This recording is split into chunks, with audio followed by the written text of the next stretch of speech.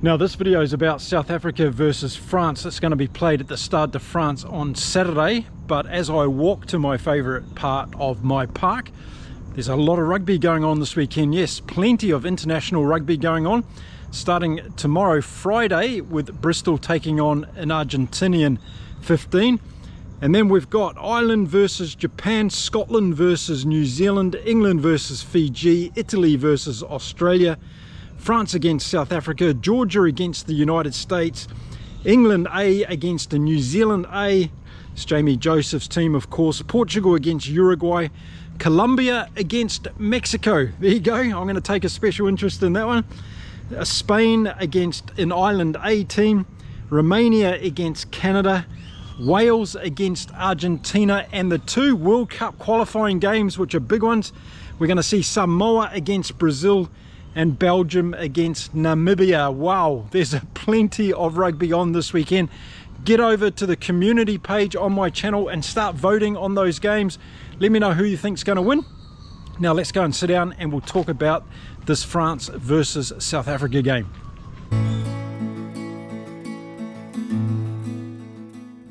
Now just a quick one before I get into the video. 6 weeks ago I launched the United Rugby Fans Global Not-for-Profit Organisation. This is for you. It's for all of the 500 million rugby fans around the world. I want you to have a greater say in the game of rugby. I want us to have a seat at the decision-making table with World Rugby and all the unions across the world. So that's why we've started United Rugby Fans, and this week I announced for the next year we're going to launch the United Rugby Fans Global Rugby Awards. Yes, we're going to have our own rugby award show on a global level. You're going to be the ones that are running it. You're going to give us the nominees. You're going to give us the winners across all the different categories. This is no longer going to be a black tie affair run by World Rugby. We're taking control back of the game, and we're going to let you manage who wins those particular awards. So watch out for more information coming on the United Rugby Fans Global Rugby Awards, happening for the first time in 2026. It's going to become an annual event. We already have a venue for next year's event. We've got sponsors and partners that are coming on board. It's going to be hugely exciting, and we want you to cast your vote on who you think are going to be the best players, coaches, teams, and all the rest of it in the different categories that we have. Now let's get on with today's video. Moving on, let's talk about France versus South Africa. A lot of talk about this one, and quite rightly so. It's going to be one of the games of the year. Is it going to be the game of the year? Have to wait and see, because there are a few things pending, of course, and no excuses for France, but they haven't got the availability of some of their top players that they probably would have in this team. But we're going to see a very, very strong Springbok team, and we are going to see a strong French team. So let's have a look at the two teams now. We'll go through the makeups of the team, and I'll give you my views and thoughts about some of the selections and the positions that we're going to see. So let's start off with the Springboks. They're the visitors to the Stade de France, and of course they had that magnificent win against Japan last weekend at Wembley, and they really showed once again in that last 20 minutes of that second half how they can roll over the top of teams because of the impact of that bench, but also the talent that they have on the field. So that's going to be another factor this weekend for sure. Okay, so let's have a look at the Springboks first, and we'll start off in the front row. And of course, unfortunately, Oxenchair is on his way back to South Africa with an injury. He's going to be out for the remainder of the season. That's really bad news. I'm a big fan of Oxenchair. If you've been watching my channel long enough, you'll know that. So all the best to him. Hope he recovers quickly. So this weekend, we're going to see the front row for South Africa consisting of Bohan Venter, Malcolm Marx, and Thomas du Toit. Is it good enough to beat this French front row? I think it is. I think they've got some extreme talent there. Malcolm Marx is playing top rugby again at the moment. And watch for Thomas du Toit. I think he's going to cause some problems in that front row for the French. Then moving on to the locks, and as probably expected, Eben Etzebeth with all that experience coming in. The most capped South African player, of course, along with Lou De Jager, who's going to be starting alongside him. Looking for experience, looking for good line-out ball. This is a good strategy from Rassi, I believe. And can't wait to see how those two guys go. So a very good tight five for the Springboks. They're going to give everything in this game, I'm sure, and they're going to cause a lot of problems, I believe, for this French tight five. And then moving on to the back three and the forwards for the Springboks, and it's that man who's going to be celebrating his 100th cap this weekend, and of course it's Siya Kolisi. And what an amazing achievement for the young man. He's really done amazing things in this game, and I call him a young man because he still is in my terminology, but he's done amazing things for South African rugby. He's done amazing things for world rugby, and we should all recognise that. As far as Siya Kolisi is concerned, I wish him a fantastic game. I hope the Springboks win for him this weekend, and he'll be starting off at number 6. Then we'll see Peter Steftotoy on the other side, and at the back it's going to be Jasper Wiese. So no changes as far as the back three for the Springboks starting this game. It's a powerful pack, isn't it? I think they're going to give a hard time to this French team, and I think that's going to set the platform up for this backline of South Africa. And talking of the backline, it's Kobus Reinhardt that's starting off in number 9, and it seems as though Rassie has decided that Kobus is his go-to man to getting the Springboks backline away, and so far it's been working well, so you cannot complain about Kobus Reinhardt. Of course, he's great sniping from the base of rucks and scrums. He scores tries as well. He's got a lot of speed. I like him. He's growing on me. I never used to like Kobus Reinhardt that much, but now I'm starting to like the way he's playing, particularly in this South African team. He's bringing a lot of good energy to the team. And outside him, of course, this weekend, yes, we're going to see Sasha Feinberg and Ngoma Zulu. Some of you were thinking that maybe Andre Pollard would come in for this game, being such a tight game against France, but no. Rassie has decided to back the man that's been igniting this South African team, and I'm pleased to see it because I was calling for it last week, and we've got to see it now. So Sasha Feinberg and Ngoma Zulu will start the game at number 10, and then outside of him, we're going to see the old duo back again. Yes, the reliable duo of Damien Dialandi and Jesse Kriel, 12 and 13. And that's exactly who Rassie is relying on to make sure that midfield is solid for the Springboks. And then on the wings, well, are there any two better wingers in the world rugby at the moment? There's a question mark out there for you on that one. But we're going to see Kurtley Ardenser, and we're going to see Cheslin Colby back in his favourite 14 jersey. Cheslin this weekend had his little moment at fullback. He's had his little moment with doing drop kicks, and now he's back where he belongs, and I'm sure we're going to see a brilliant game from him. And then at fullback, it's Damien Willemse coming in. That's exciting. I can't wait to see Willemse and this backline go for South Africa. I just hope they get some good quality ball and they're able to show everybody what they can do again in this backline. So it's an incredible starting lineup, I think, from the Springboks. It's a very strong team. I don't think there's any other players that I would have put in there. Let me know in the comments if you would have changed any of those. Okay, then let's have a look at the forwards that are going to come off the bench, and the front row replacements are going to be Grobelaar, Steenenkamp and Lowe. And boy, Wilco Lowe coming on and scoring that try. Magnificent. He nearly got 2, didn't he, last week? He got 1 disallowed. So that was a brilliant performance from Wilco Lowe. So what do I think of the impact of these 3 coming off the bench in the front row? Absolutely brilliant. And I think they'll make a big dent in the French as well. And I think, again, this is going to be an area, I'll talk about it in a minute, where South Africa are probably going to be too strong. And then again from Rassie, we're seeing that other split. We're seeing R.G. Schneemann, we're seeing Ruan Nokia, and we're going to see Andre Esterhuizen, and he's back again as that hybrid player. So that's a great move. I like this move from Rassie. In fact, I'm going to be posting a video next week about the All Blacks hybrid player. That's a secret, and not even Scott Robertson knows about it. So watch out for that video next week. But I think the All Blacks have a potential hybrid player as good as Andre Esterhuizen. So check out that video next week. But that's going to be the ones that are coming off the bench and the forwards for the Springboks. So yes, it's a 6-2 split again. It's working well for the Springboks, and I'm sure they'll do well this weekend. This is starting to be a bit of a solid duo coming off the bench for the backs for the Springboks. And it's, for me, a little bit disappointing because I want to see Grant Williams starting the game. But he's having an impact when he comes on, and of course he can play in different positions. So that's a good one for Rassie to have up his sleeve as well. And we saw him go out onto the wing, didn't we, last time he came on to cover. Okay, so who's missing out of this team at the moment? Well, Zachary Porton is not in this team. We're not seeing Ethan Hooker in this team. Edwil van der Merwe can't seem to get into this team at the moment, and why not? Because there's so many good players in this South African team. So now let's have a look at the French team and see who the Boks are going to be up against this weekend. Okay, if you're a French speaker and you're watching this game, help me out with the pronunciation, because I'm sure I'm going to butcher some of these, and I'm sure that you'll remind me in the comments as well, but I don't care. Let's get on with it. And in the front row for France, we're going to see Udacio, we're going to see Marchand, and we're going to see Montagne.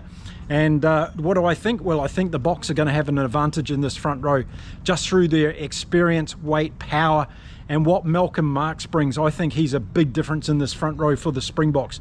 So that's what I think in terms of the front row battle. And then we're going to see two giant locks from the French. We're going to see Flamand and we're going to see Meafou. And these guys, of course, have got a lot of experience under their belt now. They'll bring a big battle, and I want to see them compete in the lineouts, and that's going to be an interesting one on South Africans throw-in.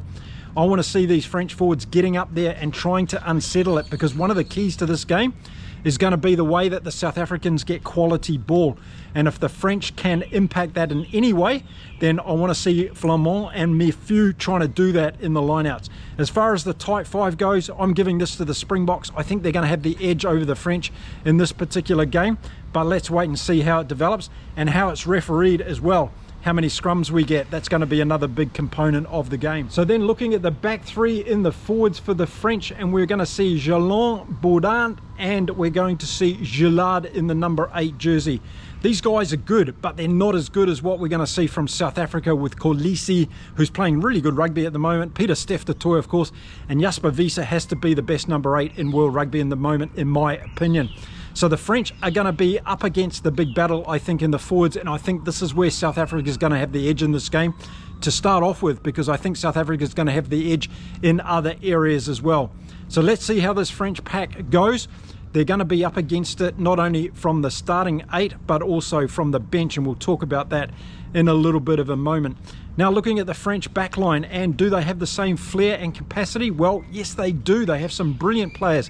They're missing Anton Dupont at number 9, but Le Grac has come in and he's done some good work for this French line. Of course, he's not as brilliant in my opinion as Anton Dupont, but he's got some good steady flair and he's got a good kick on him as well. So watch out for Le Grac having an impact with his kicking in this game.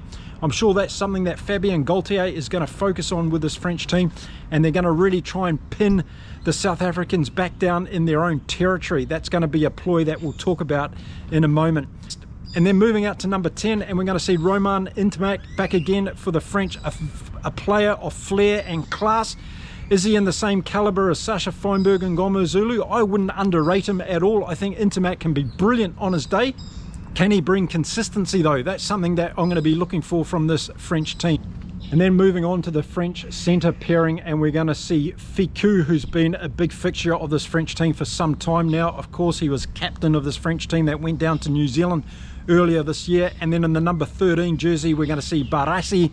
And I think, again, I'm going to give this pairing to the South Africans. I think Diolandi and Jesse Kriel are world class in the midfield, and they're going to cause some problems both in offensive play and also in their defensive work, and I think that's where they're going to have an edge.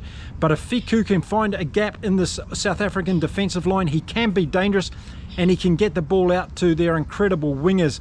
And of course I'm talking about Biel Biari and Damien Pinot, who are absolutely speedsters. They're proven test match winners for this French team, and I'm sure they'll have a brilliant game on Saturday if the South African defensive line doesn't shut them down. And then at fullback, we're going to see Thomas Ramos, and of course we all know what he can do. He can be a brilliant player on his day, both scoring tries, putting people through the gap, and also with his kicking boot, which of course the French are going to rely on a lot. And then let's have a look off the bench, and we're going to see Cramont, Crow and El Degiri as the forward replacements for the front row for France. Again, I'm going to give this to South Africa. I just think they've got too much experience. But then the next two, Taya Fanua and Aradu, are brilliant replacements for France. So watch for those guys to have an impact. And then we've got Oscar Gigoux, who's a replacement flanker.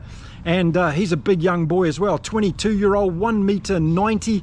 And Gigoux is going to be somebody you should watch coming on for the French. So it's also a 6-2 split for Fabien Gaultier's team, and the two backs that are going to come on, we're going to see Luku and we're going to see Deportere, who are also very, very good players. Are they in the class of Grant Williams and Manie Libbok? I don't think they are, but I think across the field, this is where the Springboks have got the edge on their given day. The Springboks players, I think, have got it over this French team. However, how do I see this game going? Well, I think in the beginning it's going to be very, very interesting. It's going to be tight. I think there's going to be a bit of kicking in the first 10 minutes, so both teams sort of suss each other out and seeing who's going to get the edge, particularly up front. Will we see early scrums to try and get the Springboks dominance in there? Will we see some open play straight away from Sasha Feinberg and Ngomazulu, and some very clever strategic kicking? That's something that he's been brilliant with, of course, in recent games. So I think the French are going to have to really be careful here. They're going to have to keep the Springboks under control. Now, I think one of the things that Rassie will be focusing on early in this game is to keep the crowd out of the game. We don't want to hear the La Marseillaise. Well, I do, I love it, but the Springboks player won't want to hear that being sung in the first 5 or 10 minutes of this game because the French are doing well. No, the Springboks are going to want to start off on the front foot, and I think that's going to be really important. Get some dominance up front, get the kicking game going well, and putting the French under pressure territorially. So expect to see Sasha Feinberg and Ngomazulu to do some big raking kicks deep into the French territory, I believe, so that the South Africans can move up with their forward defence and start putting the pressure on and get opportunities to go to scrums and lineouts. I think that's going to be a play to start off with. You know, this South African backline screams Tony Ball to me, so we're going to see Tony Ball, of course, in this game, and it's just going to be a matter of time of when it happens. But I think, again, it's going to be in the second half when things really change in this game, and it's going to be when the benches, the impact players, the finishers, whatever you want to call them, come on and make the difference. And I just think the South Africans, with those different options, and of course Andre Esterhuizen, he's a wild card, isn't he? He's the joker in this pack that Rassie's playing. He can come on as a forward, as we saw him do last week, or he can come on and ignite the back line up as well. Incredible talent to have coming on, being able to play in those two positions. But then you've got people like Manie Libbok and Grant Williams, who are both brilliant with ball in hand and also with their footwork and speed. So I think this is where South Africa is going to edge this game, man for man across the pitch. I just think they've got another level of talent. Now, are they going to bring it to the game? That's what it's going to be all about, isn't it? Who turns up on the day? We talk about it a lot week from week, that any of these teams can beat each other and have a brilliant game, and this could happen in this game. France could have a brilliant day and they get the crowd behind them from the start, and South Africa aren't able to run them down. That could possibly happen. We saw it with the All Blacks last year against France, didn't we, with that very tight 1-point win. But what will happen? I think it's more likely this is going to go the way of the Springboks, and I think it's because of the talent that they've got across the field. When you've got backline that consists of people like Damian Willemse, Kurt Lee Ardense, Cheslin Colby, Sasha Feinberg and Ngomazulu and Kobus Reinhardt, those are all try scorers, those are all game winners. And in my book, that's exactly what a world champion team needs to have, a number of game winners across their backline. And if you're watching me as a Kiwi supporter today, that's what I keep complaining about with the All Blacks. We rely on just Will Jordan and a couple of others. We don't have a backline like South Africa has, with amazing talent that can score tries and win you games from anywhere, and that's what this team does. So I think France are going to have trouble sticking with the South Africans in this game for that reason. I think it's going to be the brilliant talent that they have across the field, and of course I'm talking about the forwards as well. Pieter-Steph du Toit, of course, one of the best, if not the best player in the world at the moment going around. Seo Kolisi, it's 100 test matches for him. He's going to be up for this game like no other, so he's going to be throwing himself in there as well. So I think France are going to do very well to maintain and control the Springboks team. I think it could be a case that if the Springboks score 2 or 3 early tries, they could run away with this in the second half. But let's see what determination and passion the French bring to this game, because their game is based on that. And if they turn up with a lot of passion and a lot of energy, and we can see the likes of Taya Whenua and Aradu coming on and having good games, then I think it could be a tight battle. You know, I'm picking the Springboks in this one, and I think by at least 2 tries. I think that's the kind of talent that this team's got, and I'm going to be backing them on that basis there as well. So let me know in the comments what you think. What is going to happen in this game? What do you think the strategies are going to be? Who's going to win the forward battle? Where's the talent across this French team that can really make a difference? I'd like to read your thoughts and opinions in the comments. Okay, that's it for this particular video. Don't forget, watch a lot of rugby this weekend. There's some fantastic games going on across the world, and don't forget about those lesser games as well, because those teams need your support. The likes of Belgium and Namibia and Brazil and also Samoa. These guys are battling out to get to the Rugby World Cup in 2027. They deserve our support as rugby fans, and we want to help promote the game across all levels. So don't forget to watch those games if you can. there you go. Those are my thoughts around this game. I'd love to hear yours, so make sure you drop them in the video's comments. And if you haven't already subscribed to the channel, give this video one of those as well. All good for the YouTube algorithm. And I'll see you again soon in another preview video. Until then, it's adios from me in beautiful Cancun. Bye for now.